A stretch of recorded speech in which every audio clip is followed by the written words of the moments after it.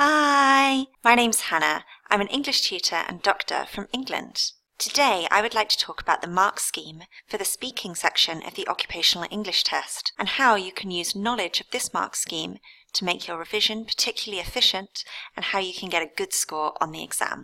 Okay, so first let me show you where we can find the mark scheme for the speaking section. So we just need to go to the Occupational English Test official website. And once we're on the website, we just go to Test Information up here, go down to Speaking. And then we have some information about the structure of the test. As you know, we have 2 role plays of 5 minutes each in which to get our speaking mark. And if we scroll down past this information, we hit the download button here and we get the mark scheme. So as an overview, we have 2 pages and our top page is linguistic criteria. And we have 4 criteria to do with language and a maximum of 6 marks for each one. And we'll go through these in a little bit more detail in a second. And coming down to our second page, we have what they call clinical communication criteria. We have 5 communications criteria from A to E.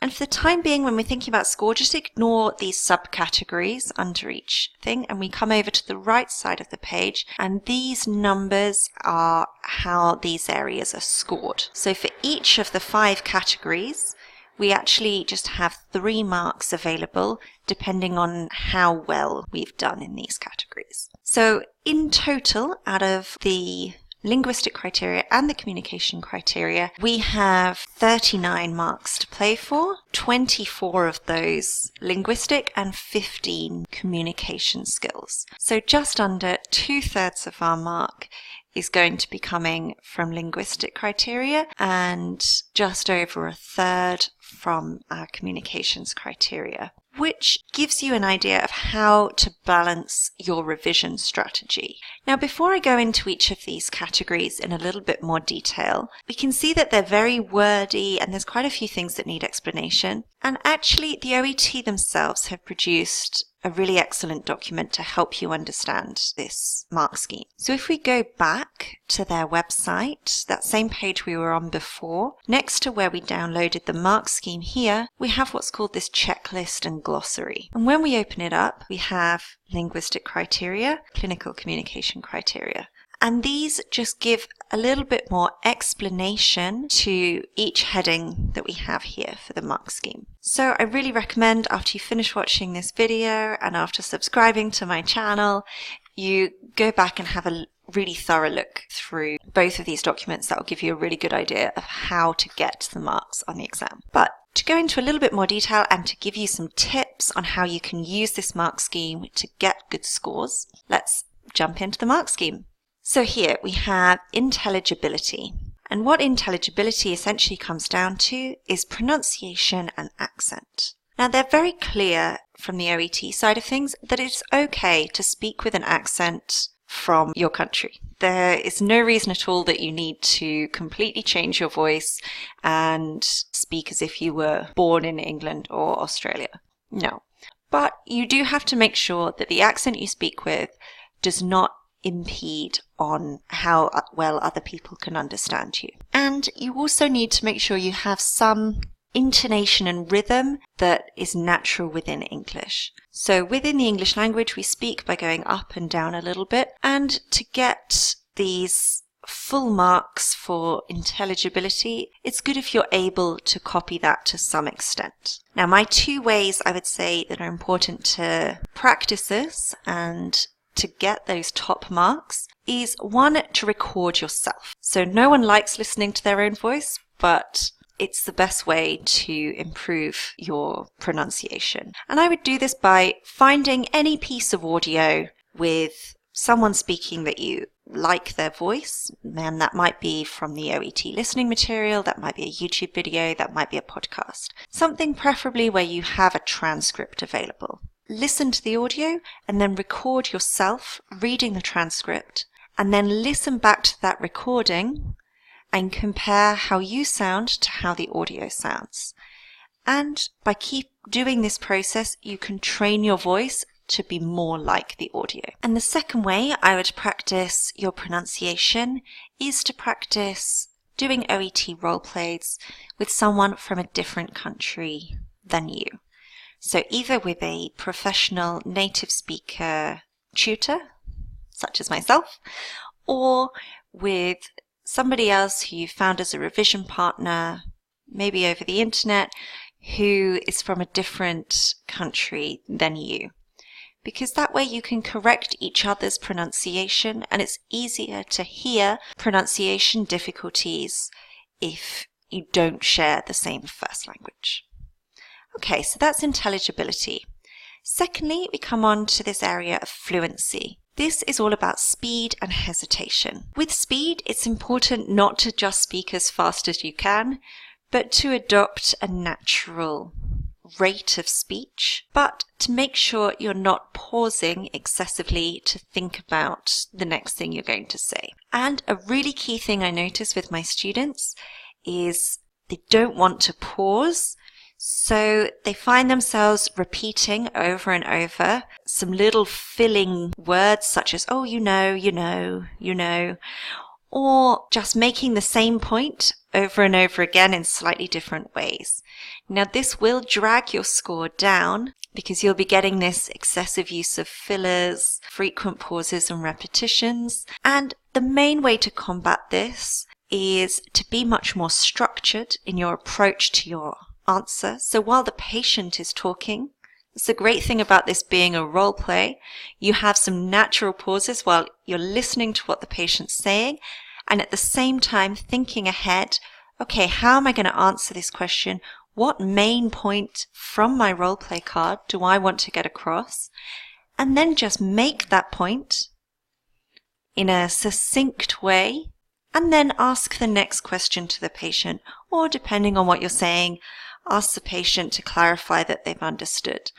So you're not talking for a long period of time and allowing yourself that time to what we call waffle on. Instead, you're making your point and then you're passing the conversation back to the patient so you can then be thinking about the next thing that you're going to say. The next point is appropriateness of language. This is about the tone and the words that you're using in relation to the patient.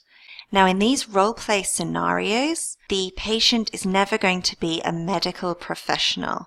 They're always going to be a member of the public who you must assume does not know any jargon or medical terminology. Therefore, to get your high marks, you need to be using lay terminology to explain anything technical. For example, I might say to a patient, you are suffering from a condition called cholecystitis. This means in your gallbladder, the little sac underneath your liver, there are stones formed, and these irritate that bag and are causing you pain. So I might be using some jargon, but every time I'm using a word, I'm explaining what it means in simple language without assuming any knowledge of the patient. Secondly, there's a lot about tone, and the tone of the language is describing the way in which you're talking to another person.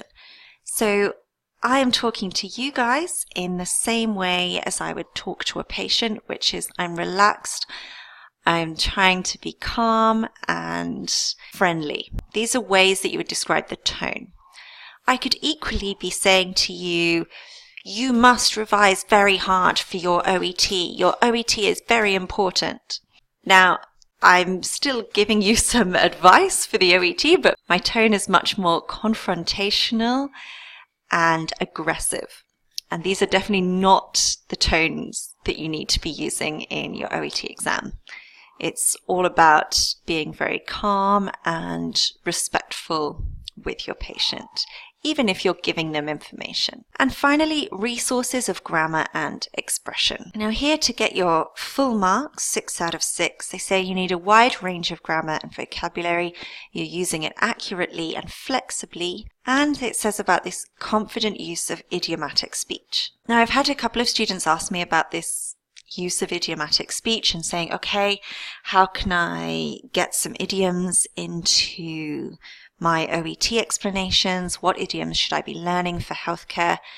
And that is because most students have had some experience of preparing for or even attempting things like IELTS, where it's really important to be cramming in those idioms and you spend a long time learning about them. Now for me, if you look at 1 point below, so getting 5 out of 6, which is still well within the range of getting a B, it says here occasional errors in grammar or vocabulary, whereas to get 6 out of 6, it's essentially no errors. So if you're a very good English speaker, but make the little occasional error, perhaps you forget an article, perhaps you put something into the slightly wrong tense, you're already going from a 6 to a 5, regardless of how much idioms, how many idiomatic expressions you have put into your answer. So for me, I would focus more on making sure that your grammar is correct, then think about putting in some idioms. But this is not an IELTS exam. We don't need to be cramming in those idiomatic expressions. And actually, if you watch a lot of speaking on YouTube, if you listen to a lot of native speakers talking in the forms of podcasts, you're likely to pick up a couple of idiomatic expressions, which you might find you end up using naturally in your practice anyway. Okay, so that's our linguistic criteria. If we then come down to the communication criteria, now there is a lot of stuff here, and it essentially covers all of clinical communication skills, which, to give you an idea, is something I studied at medical school for on average 2 hours a week for 3 years. So there's no way we can cover everything in a short YouTube video. So what I would recommend is that you go and read the glossary about this, and that you subscribe to my channel, because I will be making individual videos about how you can get good marks on the communication criteria. But what I would say, just to explain the mark scheme, these subheadings are all about aspects of the main heading. So for relationship building, we have 4 areas of initiating the interaction, demonstrating an attentive and respectful attitude, adopting a non-judgmental approach, and showing empathy. But the way it's marked is how well you do all of those as a group. And you can get a 3 for adept use, essentially perfect use, 2 for competent use, 1 for doing it a bit, and 0 for ineffective use. These are the same for all 5 areas. So that's my summary for the mark scheme for the OET speaking section. So now, how can you use this mark scheme to improve your revision strategy? So my main thing is spend some time studying it, spend some time thinking about it, and my next big thing is to use it when you practice your OET speaking. So you absolutely must practice. This is not something you can prepare for just by reading about it or watching YouTube videos. You have several options for practice. Either get yourself a professional OET tutor. There's a lot of people who offer that service, myself included. Check out my website below. But alternatively, you can find a friend or a colleague, or there are loads of different groups on social media where you should be able to find someone who is also preparing for the OET who you can practice with over Skype or WhatsApp. And if you can't find anybody, or you need to do some practice at a bit of an inconvenient time, literally just practice to yourself. Practice in the mirror, get a teddy bear to pretend to be the patient, do whatever it is you need to do, but you need to start actually speaking through these role plays. And when you do that, it is really important to get the person who you're practicing with to use the mark scheme and justify giving you a score. So don't just ask for, was that a B or was that a C? Ask for, okay, let's go through the mark scheme together and say how I did on each of those areas, so that then you can work out which areas it is you need to improve on. Because it might be that your pronunciation is perfect and you use perfect grammar, but you speak really, really slowly, so you're losing marks on fluency. Or you might be doing really well in the linguistic criteria, but need to work a bit more on the communication criteria. So then when you are planning by yourself, you can be researching that particular area and practicing that particular area. Thanks for watching my video. Don't forget to give it a thumbs up if you liked it, and subscribe to my channel for more videos, and check out some of these videos that are popping up around the place. Thanks, and bye!